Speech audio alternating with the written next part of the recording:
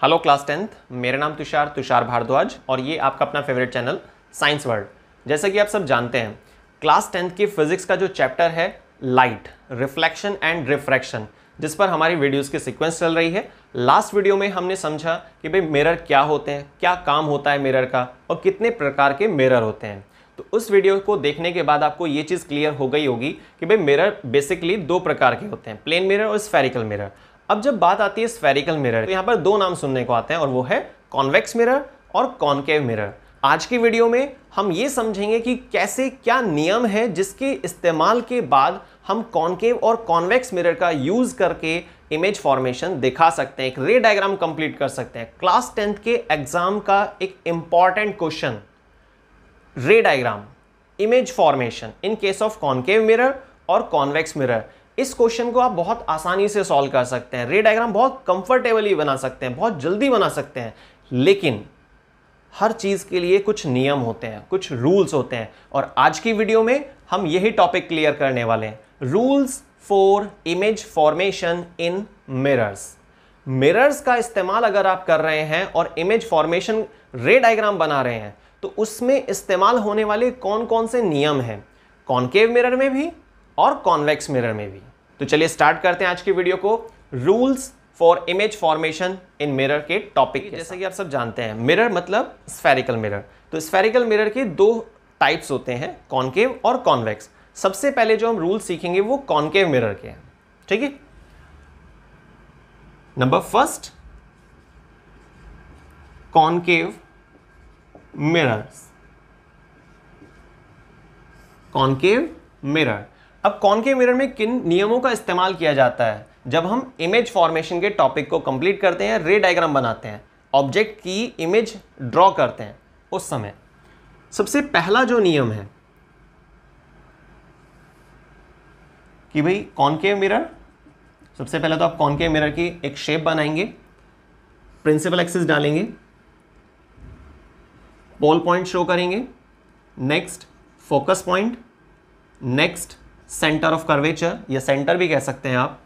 तो first rule क्या होता है इमेज फॉर्मेशन के लिए, सीधी रेज आती हैं, प्रिंसिपल एक्सिस के पैरेलल रेज आएंगी, ध्यान रखना है ये इंसिडेंट रे है, टकराने के बाद ये फोकस से पास आउट हो जाती है, ये चीज आप ध्यान रखना।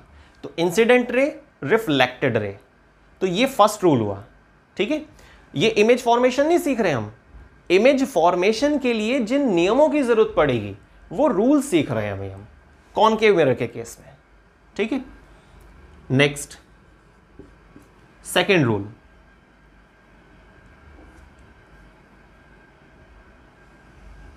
फिर दोबारा से आपको क्या करना है, कॉनकेव मिरर की एक शेप बनानी है और प्रिंसिपल एक्सिस दिखाएंगे आप, ये पोल पॉइंट, ये फोकस पॉइंट, ये सेंटर ऑफ कर्वेचर, ठीक है। अब सेकंड रूल क्या होता है कि ऑब्जेक्ट के हेड से रेज आएगी और सेंटर से क्रॉस होते हुए कहां पर पहुंचेगी, मिरर तक, ठीक है। यहां पर ऐसे डबल एरो जरूर लगाने होते हैं क्योंकि इससे डायरेक्शन पता चल जाती है। तो ऑब्जेक्ट का हेड, सेंटर और मिरर तीनों एक सीक्वेंस में रखने हैं, आपको सीध में रखने हैं और स्केल से लाइन डालनी है।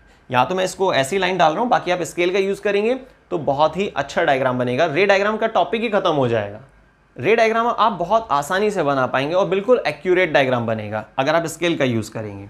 तो मेन जो आपको बात याद रखनी है वो क्या है, ऑब्जेक्ट का हेड, सेंटर और मिरर तीनों एक सीक्वेंस में होनी चाहिए और फिर आप स्ट्रेट लाइन डाल देंगे, डबल एरो लगाएंगे, जिससे क्या पता चल रहा है, रेज टकरा रही है, टकराकर वापस उसी पॉइंट पर आ रही है जिस पॉइंट से रेज स्टार्ट हुई थी। दो रूल क्लियर हुए। अब आते हैं नेक्स्ट थर्ड रूल पर।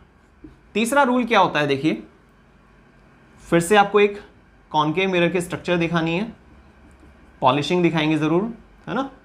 ये प्रिंसिपल एक्सिस, ये पोल पॉइंट, ये फोकस पॉइंट और ये सेंटर। ये भी चीज़ याद रखनी होती है कि एफ और पी के जो डिस्टेंस है, जिसको हम फोकल लेंथ कहते हैं, वो बराबर होनी चाहिए सी और एफ के डिस्टेंस के। मतलब सी और पी के जस्ट हाफ में, बिल्कुल एग्जैक्ट हाफ में आपको क्या करना है, फोकस को प्लेस करना है, फोकस पॉइंट वहां पर दिखाना होता है प्रिंसिपल एक्सिस पर, ठीक है। चलिए खैर, बाकी तीसरा रूल हमारे पास है, जो ये फर्स्ट था ना, इसका जस्ट उल्टा करना है आपको।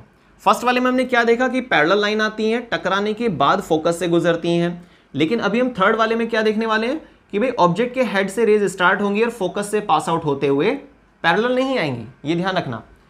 टकराएंगी मिरर से और टकराने के बाद में वो पैरेलल लाइन क्रिएट करती हैं। ये थर्ड रूल है। अब इन 3 रूल को आपको ध्यान रखना है और इन्हीं के बेस पे हम सारे रे डायग्राम कंप्लीट कर सकते हैं, बहुत आसानी से बना सकते हैं। ठीक है, वैसे तो क्या होता है, एक रे डायग्राम को बनाने के लिए इमेज फॉर्मेशन का जो डायग्राम बनता है जिसको हम क्या बोलते हैं, रे डायग्राम, क्योंकि रेज की हेल्प से बन रहा है। ठीक है, तो उसको बनाने के लिए 2 रूल काफी होते हैं और मैक्सिमम केसेस में फर्स्ट और सेकंड इन 2 रूल्स का इस्तेमाल किया जाएगा।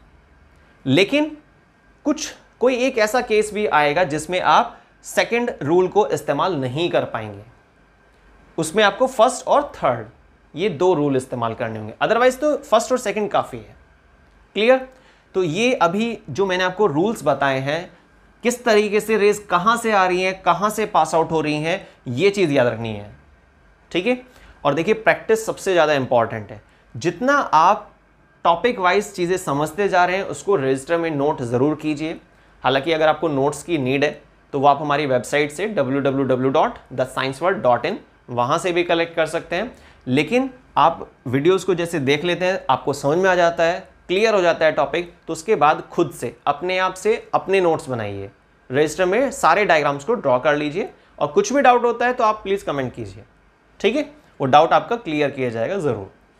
नेक्स्ट, ये हमारे पास तीनों रूल्स खत्म हो गए। अब आगे चलते हैं कि भाई कॉन्वेक्स मिरर में क्या रूल्स हैं जो हमें मालूम होने चाहिए इमेज फॉर्मेशन के लिए। Number 2, convex mirror.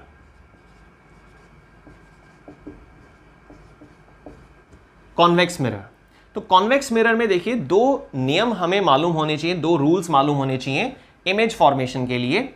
और वो 2 रूल्स क्या क्या हैं?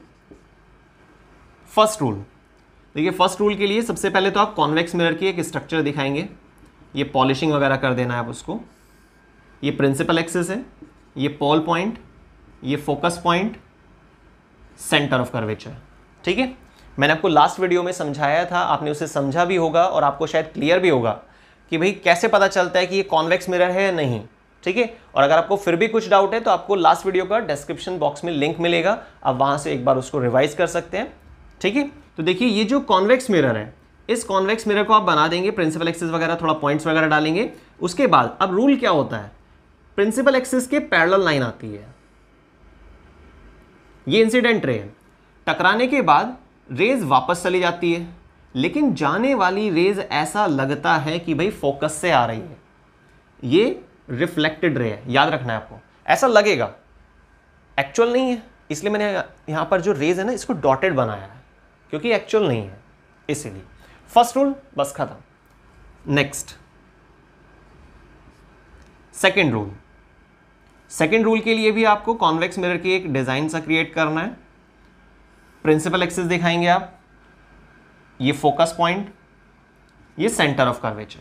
ठीक है, अब सेकेंड रूल क्या होता है, ऑब्जेक्ट के हेड से रेज स्टार्ट होती हैं और मिरर से टकराती हैं, टकराने के बाद वापस उसी पॉइंट पर चले जाती हैं जिस पॉइंट से वो रेज स्टार्ट हो रही थी। लेकिन ऐसा लगता है कि भाई ये सारी की सारी रेज कहां से आ रही हैं, सेंटर से, लेकिन ऐसा नहीं है, ऐसा लगेगा। सिंपल है। तो ये चीज आपको ध्यान रखनी है कि फर्स्ट रूल में हमने देखा कि जितनी भी रेज आ रही हैं वो टकराएंगी, टकराकर वापस चली आती हैं, लेकिन ऐसा लगता है फोकस से आ रही हैं। लेकिन सेकंड रूल में हमने देखा कॉन्वेक्स मिरर के केस में कि ऑब्जेक्ट के हेड से रेज आती हैं और टकराकर वापस चली जाती हैं उसी पॉइंट से जहां से वो स्टार्ट हो रही थी, लेकिन ऐसा लगेगा कि सी से आ रही हैं। तो अब आप इस डायग्राम को कैसे ड्रॉ करेंगे, बहुत सिंपल है। जो भी आप ऑब्जेक्ट खड़ा करेंगे वो ऑब्जेक्ट कहां पर प्लेस होगा वो क्वेश्चन पे डिपेंड करता है, उसकी भी हम प्रैक्टिस करेंगे। आगे जो वीडियोस आएंगे उसमें आपको समझाया जाएगा, हर एक एक न्यूमेरिकल को समझाया जाएगा, चाहे वो एनसीईआरटी का क्वेश्चन हो या फिर वो एक्स्ट्रा इंपॉर्टेंट क्वेश्चन हो। रेज डायग्राम कैसे तैयार किया जाता है, नियमों को कैसे इस्तेमाल किया जाता है, इंपॉर्टेंट फॉर्मूले क्या है, इस चैप्टर का हर एक एक टॉपिक आपको समझाया जाएगा।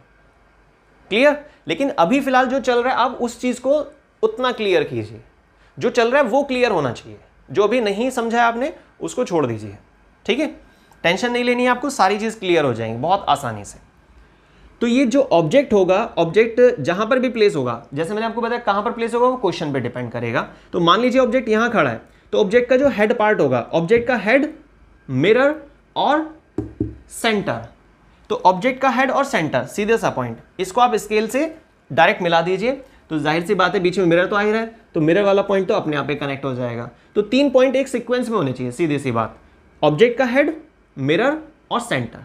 स्ट्रेट लाइन डाल देंगे, आगे वाली जो लाइन होगी वो डॉटेड चलेगी, उससे पहले वाली जो लाइन होगी मिरर से पहले वो कंटिन्यूअस लाइन होगी, और यहीं पर आप डबल एरो लगाएंगे, जिससे क्या पता चलता है रेज जा रही है, टकरा कर वापस भी आ रही है उसी पॉइंट पर जहां से रेज स्टार्ट हुई थी। ठीक है, तो ये सेकेंड रूल था। कॉन्वेक्स मिरर में सिर्फ 2 रूल आपको मालूम होने चाहिए, 2 डायग्राम। ये रूल एक्चुअल में थ्योरेटिकल वे में नहीं है, डायग्रामेटिक है ना, रे डायग्राम के अकॉर्डिंग। तो अब हम इन नियमों का इस्तेमाल करेंगे। नेक्स्ट वीडियो जो हमारे चैनल पर आएगी उसमें आपको समझाया जाएगा। तो कॉन्वेक्स मिरर में सिर्फ ये 2 रूल है, इनका इस्तेमाल करना होता है रे डायग्राम को बनाने के लिए, और बहुत आसानी से आप समझ सकते हैं। तो आप रे डायग्राम के टॉपिक को क्लियर कीजिए। तो कॉनकेव मिरर में 3 रूल है और कॉन्वेक्स मिरर में सिर्फ 2 रूल है, जिससे आप सारे रे डायग्राम बहुत आसानी से ड्रॉ कर सकते हैं। इन नियमों को कैसे इस्तेमाल करते हैं और कैसे हम इमेज फॉर्मेशन दिखा सकते हैं, रे डायग्राम कैसे कंप्लीट करेंगे हम रूल्स का इस्तेमाल करके, इस चीज को हम समझेंगे नेक्स्ट वीडियो में। तो आज के वीडियो में बस इतना ही, मिलते हैं नेक्स्ट वीडियो में साइंस के एक नए टॉपिक के साथ। वीडियो को स्टार्टिंग से लास्ट तक देखने के लिए बहुत बहुत धन्यवाद। थैंक्स।